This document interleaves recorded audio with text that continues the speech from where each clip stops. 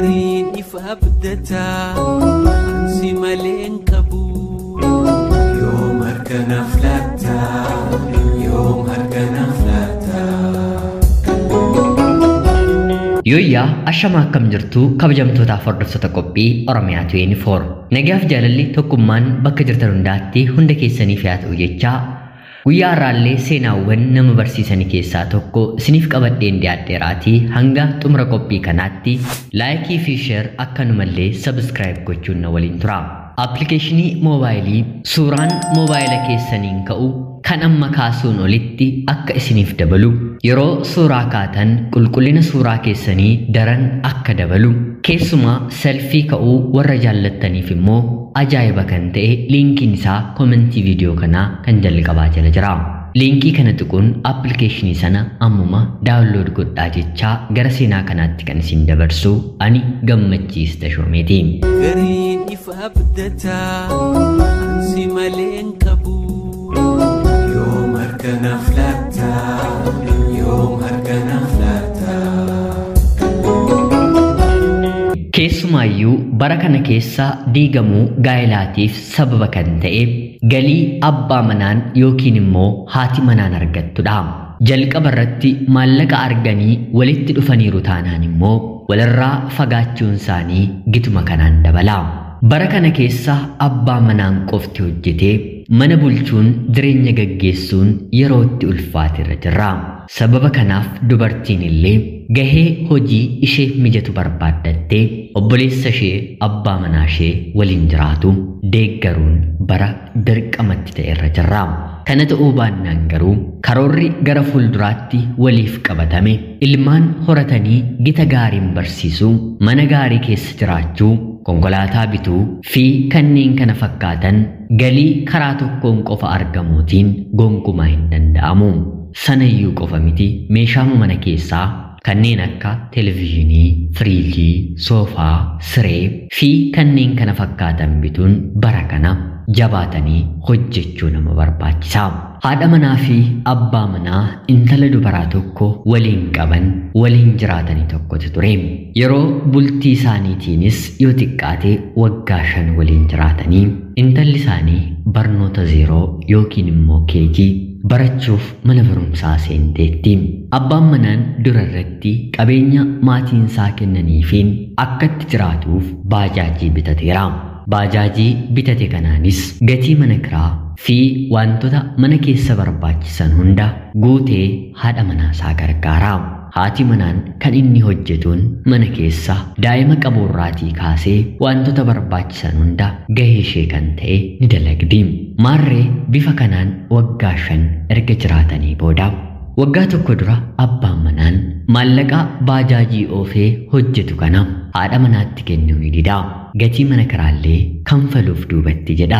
Darbee intalli isaanii mana barnootaa galte kanfaltii namni kanfaluufii dhibee akeekkachiisni maatii isaaniitti si'a hedduu ergame. Maarree gara baatii 4 haati manaan kadhattee erga dadhabdee booda ofiis mana keessatti haga buudu'uun qabu daa'imni kiyyas barnoota addaan kutuun qabdu jettee mana namaarra deemtee uffata miicuu biddeena tolchuu fi hojii argatte kamiyyuu hojjettee gara manaatti galuun eegalti. Abbaan manaanis kana yeroo hubatetti silaa haati manaa naannaa jooraa oolti jedhee dubartoota baajaajii isaa keessatti argate haasofsiisuu waliin akka garaasaa ta'uu maallaqa argatu isaanitti baasuu jireenya isaa maddiitti jireenya gara biraa eegale. Kana qofaa otoo hin taane maallaqa baajaajii kana hojjetee argatuun mana puulii, mana qumaaraa fi kanneen kana fakkaatan naanna'uu itti fayyadamuu yeroo eegalu nama namaan maatiinsaa yookiin haatii fi abbaan abbaa manaa kanaa ni dhaga'u. Yeroo kanatti abbaan waan amma jalqabdeettu kana dhaabi yookiin baajaajii kana sirraa fuudheen obboleessa keetiif kennaa jedheetti erga. Yeroo kana abbaan manaan kuni dhiira isheen taate dhuftee baajaajii kana narraa fuutii jedheetti dhaadate. Otoon turiin otoon buliin abbaan isaa baajaajii yoo xiqqaate waggaa 3 dalagde fidii kan kootii ati hojjetteetti jijjiiramurra dubartii gara biraa waliin akka garaa kee ta'uu mana kee dhiisuu qumaara taphachuu filatteettaa kan ani bite akka ati nama taatee of jijjiirtuuf malee kan akka gootuuf miti amma dabareen kan obboleessa keetii jedheetti dubbata. Furtuu baajaajii abbaasaaf kennu yeroo didu obboleessi isaa baajaajiin kuni kennamuufiif qophaa'e kuni akkam abbaa keenya didda jedhee humnaan yeroo furtuu irraa fuudhuuf jedhu abbaan manaan kun albeedhaan obboleessa isaa waraanee garaa isaa keessa bakka 3 yeroo waraanutti battaluma abbaa biratti ilmi ni kufaa. Eenyuun kee natti dubbachuu hin dandeessu jedhee motora baajaajii kaasee fuudhee yeroo deemu battalumaan poolisiidhaan qabamaa. Obboleessi gara hospitaalaatti ergame. Kanaan inni kunis poolisiidhaan qabamee hidhaa yaalii ajjeechaatiin mana adabaa seenee itti murtaa'e.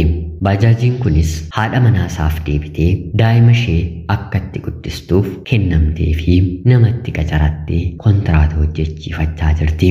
Egereen bultii ofiif jiraachuu dadhabuu bultii ofii irratti hammeenya gaarii kan hin taane yaaduu hidhaaf du'aaf nama gahaa. Abbaan isaanii ilma isaanii isa waraaname erga wal'aannatanii booda baajaajii gara biraa bitanii fi kennanii fi jireenya keenya keessatti carraa harka keenyarra gale seeraan hin fayyadamnu yoo ta'e egereen keenyi bareedaa nuuf hin ta'u. Yerootti gammannee nutti tolee jiraannu otoo hin taane yerootti kaayyoo dhala namaarraa deebinu bakka dukkanaa qofaa jiraachuu hidhamuu miidhamuu sammuunis jireenyaan namaa gadi ta'uun hiree haftee keenya ta'a. Har'a puulii fi qumaarri keessumaa beetingii tapha kubbaa ilaalanii tapha taphachuun balaa maatii irratti fidaa jiru lakkoofsaan kanaa sa'amu miti. Irraa of eeggadhaa irraa of haa eeggannuun dhaamsa qophii Oromiyaa 24 yeroo ta'u haga yoonaatti yeroo keessan naaf kennitanii dhaggeeffachaa turuu keessaniitiif guddaa galatoomaa jechaa appilikeeshinii moobaayilii suuraa keessan bareechee isin kaasu keessumaa selfii ka'uu warra jaallattaniif immoo baay'ee filatamaa kan ta'e liinkiin isaa komentii viidiyoo kanaa kan jalqabaa jala jira. Liinkii sana tuquun appilikeeshinii sana buufachuun itti fayyadamaa jechaa qophii seenaa gara biraatiin hanga walitti deebinutti bakka jirtan maraan turtii gaarii oolmaa gaarii. Gariin ifa abdataa si maleen qabu yoom harkanaaf laata yoom harkanaaf laata. Gariin ifa abdataa si maleen qabu yoom harkanaaf laata yoom harkanaaf laata. Gariin ifa abdataa si maleen qabu yoom harkanaaf laata.